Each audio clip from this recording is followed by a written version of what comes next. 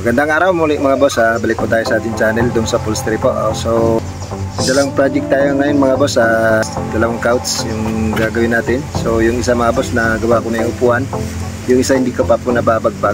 Papakita ko sa inyo mga boss kung anong advantage ng leather kisa sa tela mga boss, kung gaano kaganda ang leather at kagarantisado mga boss sa mga basa at sa mga mancha mga boss.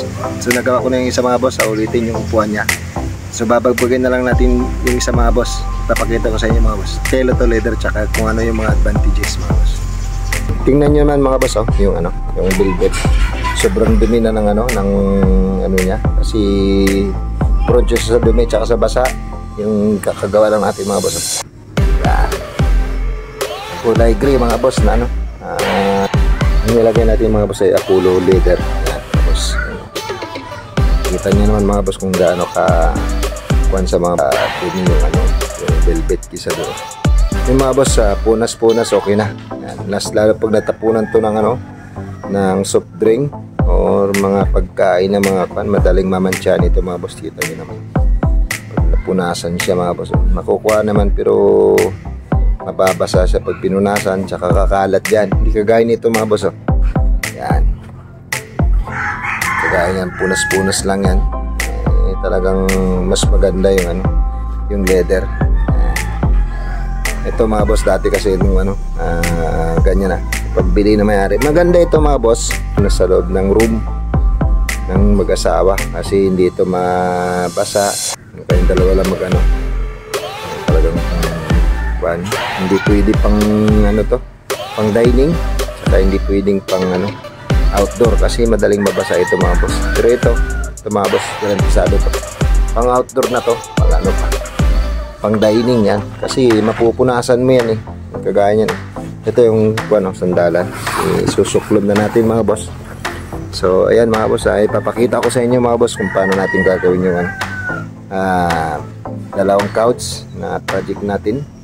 So ayan mga boss, so yan lang mga boss ang project natin sa ngayong araw. Sana mapatapos niyo itong video na to, saka sana magustuhan niyo yung ating video sa araw na ito mga boss.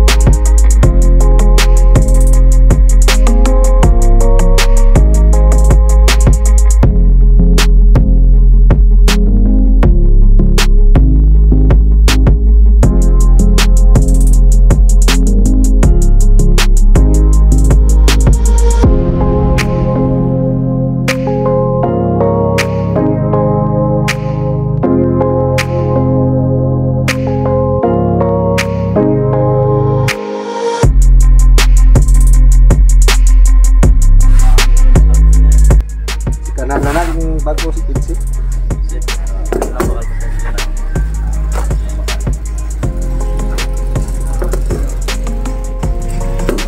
Guess natin. Si Alvin.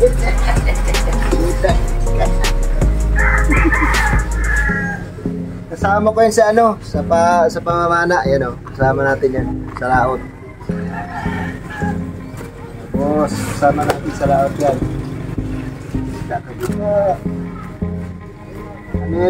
Yan yung sniper namin sa laot. Maraming huli lagi yan. Dalawang box.